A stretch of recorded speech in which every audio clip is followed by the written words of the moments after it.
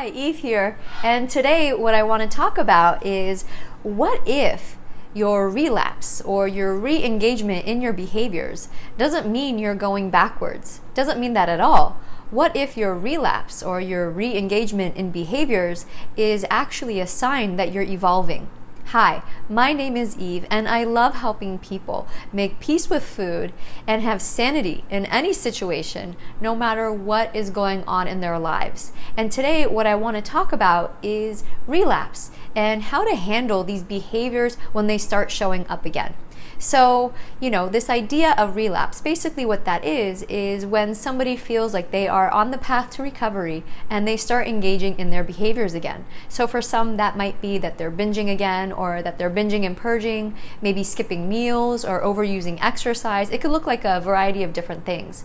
And oftentimes what happens is, when the behaviors start showing up, people may get very scared and they feel like, oh no, I'm relapsing, I'm defective. They start to feel hopeless. They start to feel like there's something wrong with them. And, they may start to feel shameful and start isolating. And actually, because, they're creating this storm, they may continue in behaviors even more, even longer, and even more intensely, because they tell themselves that they're backsliding, or that they're off the wagon, or that they're relapsing. And so today, what I want to talk about is a way to conceptualize behaviors when they start showing up again in a way that's more supportive, more life-giving, and actually could be a portal to your evolution and to your growth. So what I'm going to share with you is a 3-step process that I love, and in fact you could use it for anything. I use this very often in my life, so I hope you find it helpful. And so step number 1, when you notice that you're engaging in the behaviors again, is first of all is to tell yourself that it's okay. That it's okay. I know that's very weird. It could be very counterproductive. I know myself personally, if I engaged in behaviors again, I'd get so mad at myself. I'd be really mean. I'd be so critical in my head. You wouldn't believe the things that I would tell myself, or actually maybe you would, because maybe you do that too. So, the first step is to tell yourself in a kind, loving way that it's okay. And when you tell yourself that it's okay, you want to be very loving with yourself, as kind as you could be. And I want you to think about it this way. Imagine that there's a little kid, and this little kid is trying to be really good and accidentally, drops a glass and the glass breaks. And it was an accident. The kid didn't mean to do that. And the kid is scared because the sound of breaking glass could be scary. So what would you do to that kid? You would be as kind as you can in telling that kid that it's okay. It's okay. You didn't mean to do that. It was an accident.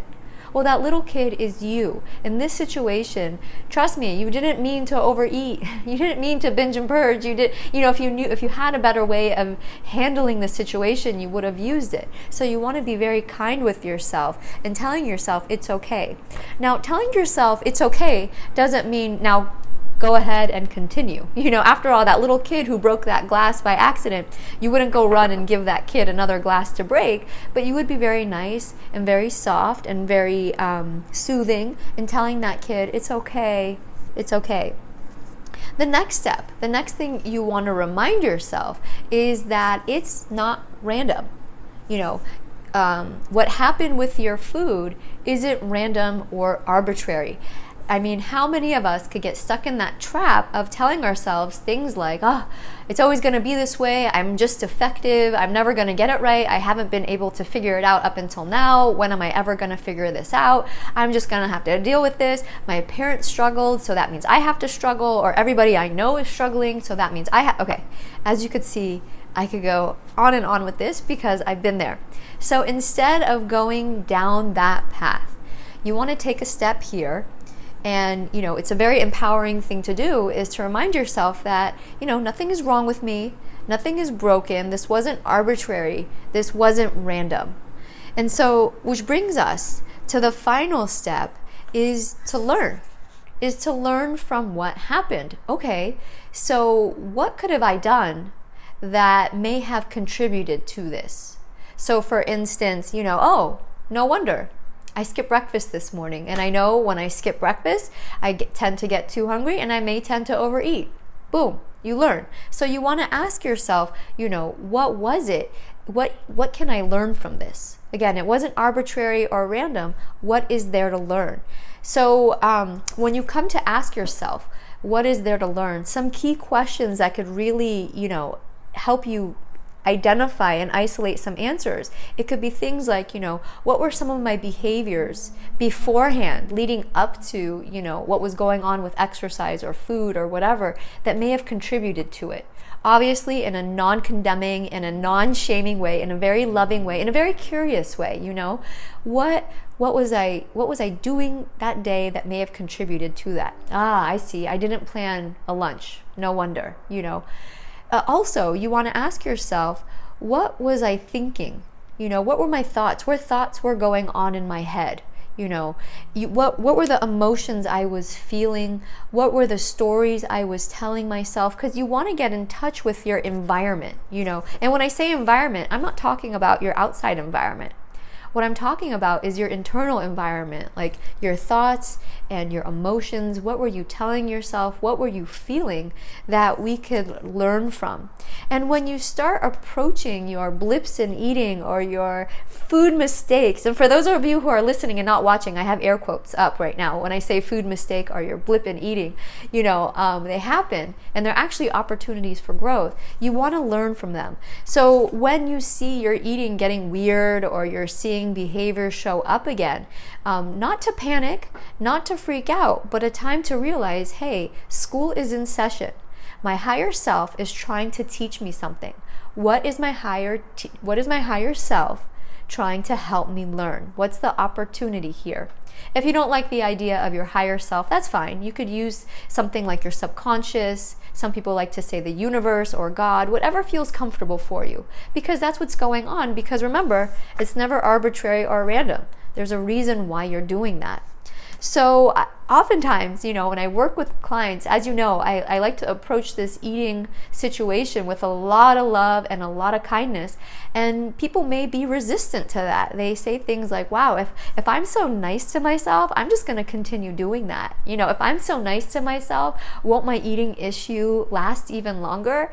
And I want to respond with that, absolutely not. In fact, it's our judgment and our critical thinking and our misidentifications and our misbelief that keep us stuck with these counterproductive eating behaviors. And in fact, the only way to truly heal and recover is to be loving with ourselves, to be in alignment with ourselves, to hear ourselves, and to act accordingly.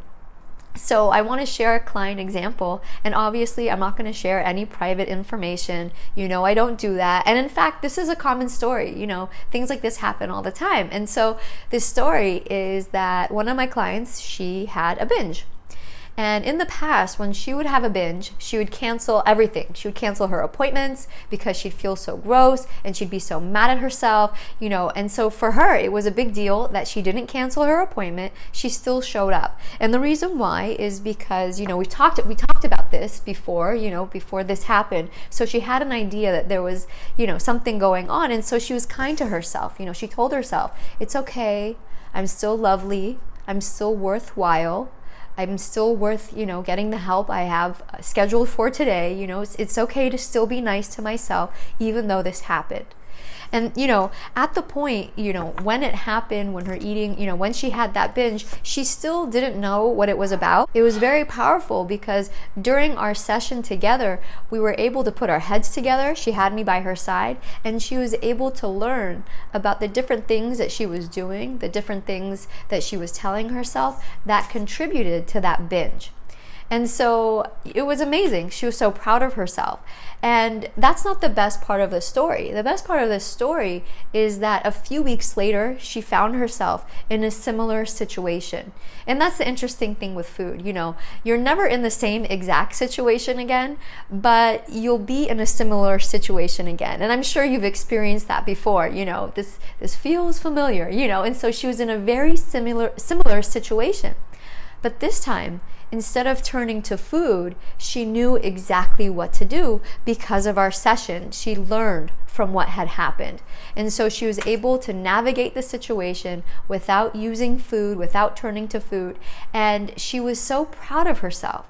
because she felt connected with herself, she felt aligned with herself, and from there she was able to grow, because thereafter, when she found herself in similar situations, it wasn't even a thing. She was able to navigate it without any issue at all. So if having me by your side after one of these, eating mishaps sounds lovely, I'd love to invite you to the Food Freedom Coaching Session.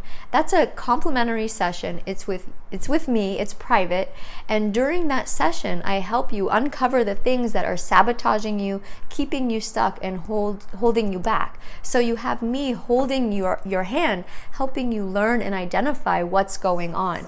And so it's so powerful because people leave the call feeling empowered, feeling motivated, knowing exactly their next steps to help them address what is going on with food. So if that sounds interesting to you, there's a link in the description below.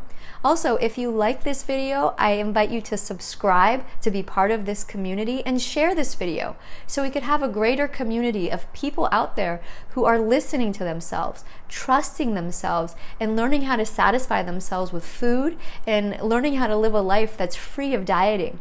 And finally, if you want notifications of my videos, there's a little bell, where it says subscribe, that you could click, and that will actually give you a notification that a new video is out. And to review the steps, so you have them, so you can memorize them, when you have one of those eating mishaps, not to freak out, to be kind to yourself and let yourself know that it's okay.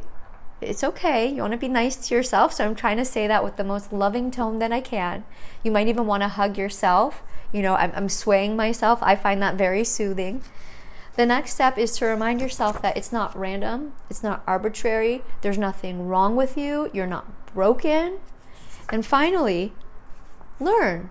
What was I doing?